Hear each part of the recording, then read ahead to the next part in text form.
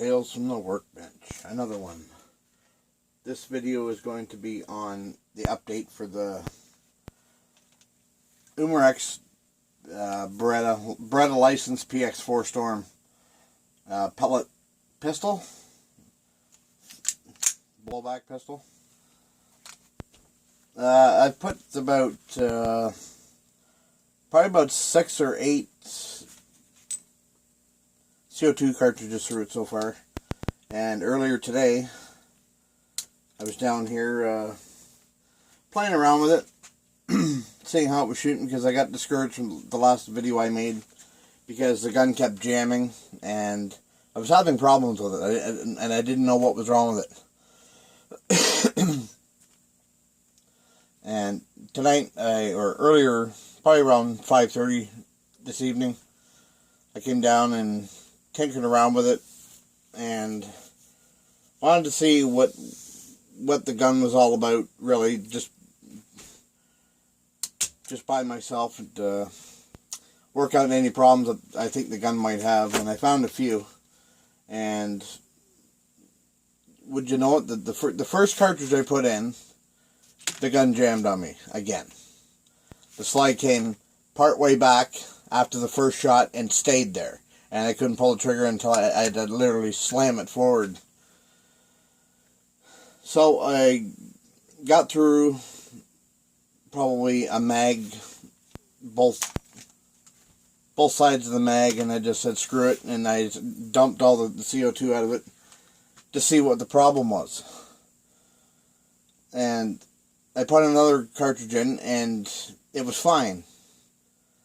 Then I shot a couple of mags with that one, and then I emptied that one, and I put another cartridge in, and that one shot fine. And at this point, I'm going, what's going on? And then I put another Daisy cartridge in. And this time, I didn't put a mag in it. I just held it to the floor and pulled the trigger, and it jammed again. But there was no mag in it this time, so I'm going, that can't be the mag or the pellets then if it's jamming like that. I found out that it's the actual Daisy air cartridge, or CO2 cartridges themselves. I don't know if some are longer than the others, but I guess when it's up inside, when the slide comes back, it's either pushing the seal inside that the CO2 screws into, or it's all I know is it's got something to do with the tip of the Daisy. It doesn't do it with the Crossmans. But the thing about the Crossmans versus the Daisies is that one's not it. Daisy. There it is. I don't know if you can see that, but it punctures the Daisies the way it's supposed to, whereas a Crossman, it doesn't puncture it, it doesn't go all the way through. It pushes in, and I guess it just creates enough of a hole that the CO2 can escape from it. Obviously, Crossman's using a heavier gauge metal or whatever, steel, nickel, whatever they're using on top of these to seal them. But yeah, I noticed that, and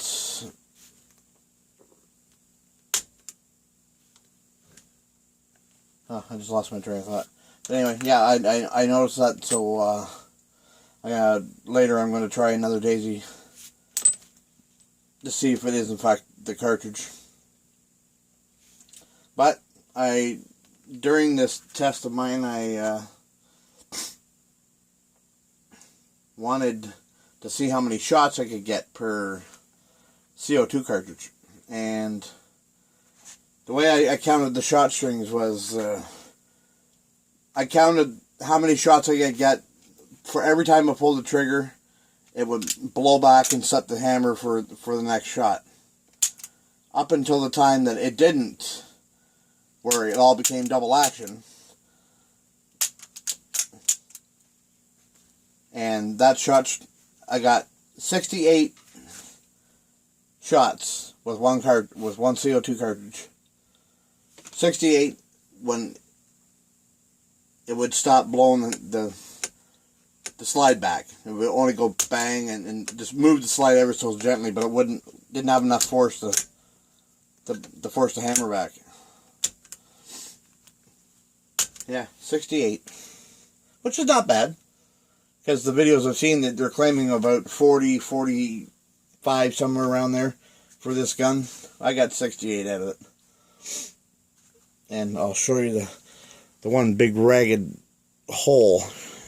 Well, not really. It's not really a hole, but the target I shot with it. Hold on. Yeah, that's 68 shots right there. As you can see, I'm only shooting about between 15 and 18 feet. I don't have a lot of room to shoot in my basement. I'm not shooting the required 10 yards like they said you should. I'm around 8 yards, I guess. 7, 8 yards, somewhere around there. As you can see, it's not really all that accurate. They're claiming that this gun's pretty accurate out of the box. I guess it's okay, because all the shots they're still on the paper.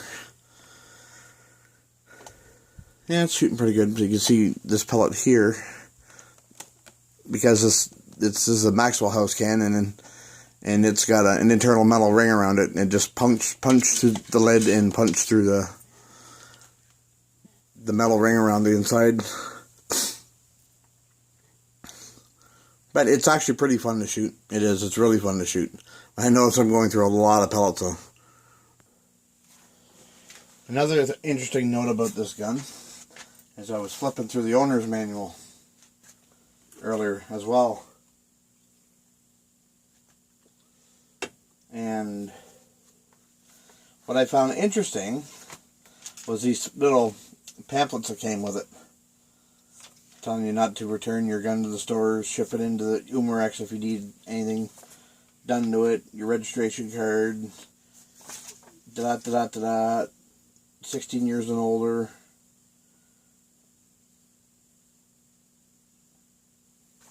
Something like that for. And this is what I'm talking about.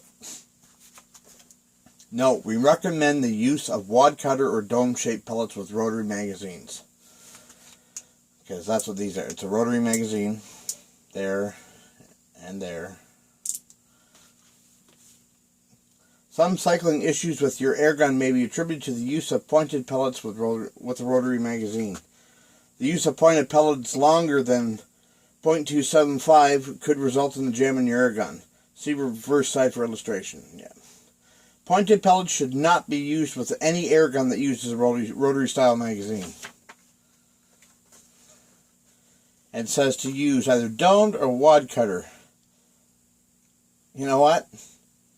The wad cutter pellets were the ones jamming my gun up. I cannot get a wad cutter to fire out of this gun. Pointed, on the other hand, shoot flawless.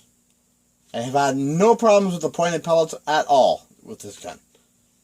So, guess what pellet I'm going to be using in the gun? It's going to be the pointed one, because I was using the RWS hobby pellets. They're a 7-grain pellet, and they will not fire out of this gun. I cannot get one shot off. As soon as I pull the trigger, it jams and the slide comes back and it stays. Like, about right there. Like this slide doesn't stay open at all.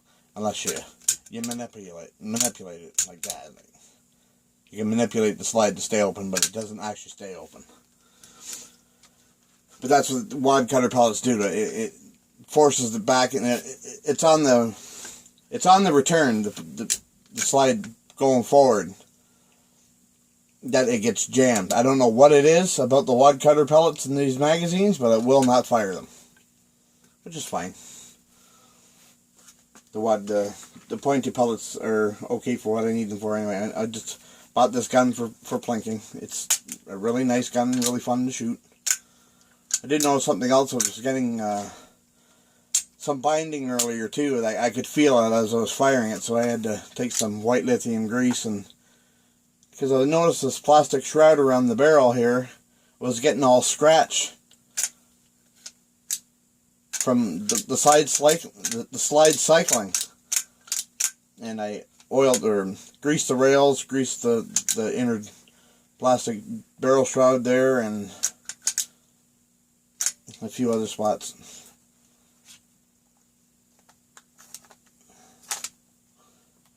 But yeah, it works good. So yeah, so I'm thinking about getting another gun. Kind of torn about what gun to get though. I want one of the 4-inch Gletcher revolvers, 4-inch barrel. They make them in 2.5, 4, 6, and 8-inch, and they're all pellet. They shoot pellet. Well, you can buy either or. You can buy them with the rifle barrel to shoot pellets, or you can buy them smoothbore to shoot BBs. And I like shooting pellets. Gives me the feeling I'm actually shooting something other than. I feel BBs are like a toy almost, but they can be effective if you got a gun powerful enough to shoot them. But anyway, the Gletcher revolver is a 4-inch revolver, and it's looking pretty neat. It's got the swing out cylinder and 6 actual brass cartridges that come with it. That you load all the cartridges with the pellets. And then there's the Cyber gun made by KWC. Tang Foglio 1911 A1 45 auto replica. It's an absolute all-out replica of the real 1911 Colt. Right to the full-size mag that's in it, and you can actually take the gun comes apart and you take down just like the real 1945, where you depress the plunger at the front and take the end cap off, and the whole slide and everything comes off. It's really, really neat, but it shoots BBs, which I'm willing to overlook because it's such a nice gun. I need some BB shooters, I guess. These guns are actually getting pretty popular with gun owners. They're great for shooting in the basement. They're a lot of fun, cheap to shoot. Not like shooting like the real Beretta PX4 Storm that comes in 9mm and 40 Smith & Wesson. That would get expensive after all. Though then again, we used to reload both of those cartridges at one time. Wasn't really all that expensive to shoot them. But yeah, this is just an update on the PX4 Storm. Alrighty, see you later.